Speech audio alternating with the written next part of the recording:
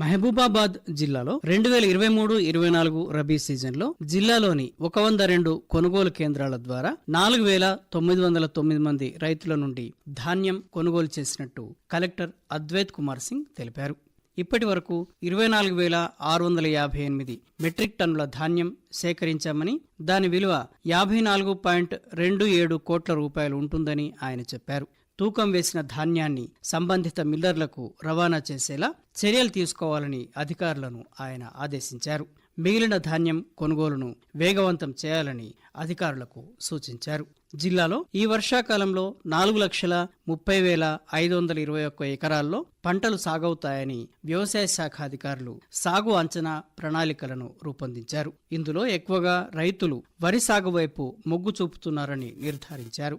ఆ తర్వాత పత్తి, మిర్చి, మొక్కజొన్న పంటలు సాగవుతాయని అధికారులు వెల్లడించిన గణాంకాలు చెప్తున్నాయి. నూనె గింజల పంటలతో పాటు అపరాలు కూడా సాగవుతాయి.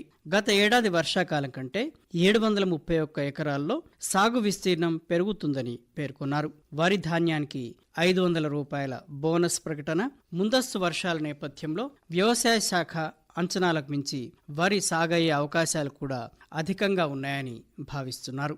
ఈ మేరకు పంటలకు అవసరమయ్యే విత్తనాలను, ఎరువులను కూడా నిర్ధారించారు. 62,574 క్వింటాల విత్తనాలను, సుమారు 1,13,719 టన్నుల ఎరువులు అవసరమని అధికారులు అంచనా వేసి రైతులకు అందుబాటులో ఉంచేందుకు సర్వం సిద్ధం చేస్తున్నారు. విత్తనాల కొనుగోళ్లలో రైతులు తీసుకోవాల్సిన జాగ్రత్తలపై జిల్లాలోని పలు ప్రాంతాల్లో వ్యవసాయ శాఖ అధికారులు అవగాహన కార్యక్రమాలను రూపొందిస్తున్నారు. మహబూబాబాద్ పట్టణంలో పలు విత్తన, ఎరువుల దుకాణాలను అధికారులు తనిఖీ చేశారు. రైతులు విత్తనాలు ఖరీదు చేసిన వెంటనే తప్పనిసరిగా బిల్లులు వెంటనే ఇవ్వాలని, గ్రామాల్లో ఎవరైనా నకిలీ విత్తనాలు అమ్ముతున్నట్టు తమ దృష్టికి వస్తే వెంటనే పోలీసులకు గాని, వ్యవసాయ శాఖ అధికారులకు గాని తెలపాలని సూచించారు. వ్యవసాయ శాఖ అనుమతి ద్వారా విత్తనాలు అమ్మకాలు చేసే డీలర్ల వద్దనే కొనుగోలు చేయాలని, విక్రయదారు నుండి విధిగా బిల్లు తీసుకోవాలని చెప్పారు. నకిలీ విత్తనాలు రైతులకు అమ్మితే విత్తన వ్యాపారుల లైసెన్స్లను రద్దు చేస్తామని మహబూబాబాద్ వ్యవసాయ శాఖ అధికారులు దుకాణదారులను హెచ్చరించారు. జిల్లాలో తునికాకు సేకరణకు అటవీ శాఖ కసరత్తు ప్రారంభించింది. ఇటీవల అకాల వర్షాలు కురవడంతో ఈసారి ఆకు నాణ్యత బాగా వస్తుందని అధికారులు భావిస్తున్నారు. ఆకు సేకరణ యూనిట్లు గణనీయంగా తగ్గాయి.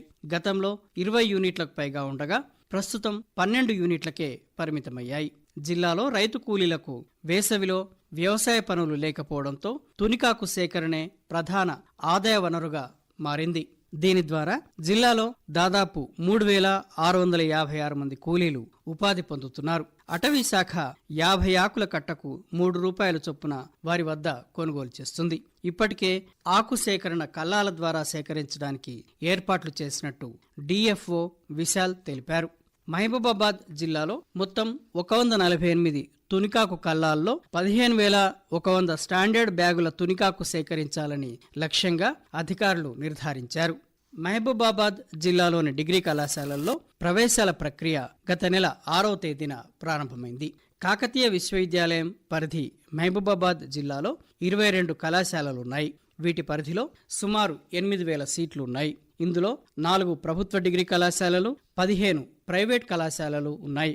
ప్రతి సంవత్సరం దోస్తు ద్వారా నోటిఫికేషన్ జారీ చేసి ఈ సీట్లను భర్తీ చేస్తున్నారు. ఈ ఏడాది కూడా దోస్త్ నోటిఫికేషన్ జారీ చేసి దరఖాస్తులను స్వీకరిస్తున్నారు. గత నెల 26వ తేదీ వరకు డిగ్రీ అడ్మిషన్ల కోసం దోస్తు ద్వారా దరఖాస్తు చేసుకునేందుకు అవకాశం కల్పించారు. ఈ నెల 3వ తేదీన మొదటి దశ సీట్ల కేటాయింపు పూర్తయింది. ఈ నెల 18వ తేదీన రెండవ దశలో సీట్ల కేటాయింపు ఉంటుంది.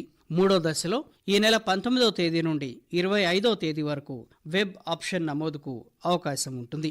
29వ తేదీన 3వ విడత సీట్ల కేటాయింపు ఉంటుంది. జూలై 1వ తేదీ నుండి అన్ని కళాశాలల్లో ఓరియంటేషన్ తరగతులు నిర్వహిస్తారు. జూలై 8వ తేదీ నుండి ప్రథమ సంవత్సరం తరగతులు ప్రారంభమవుతాయి.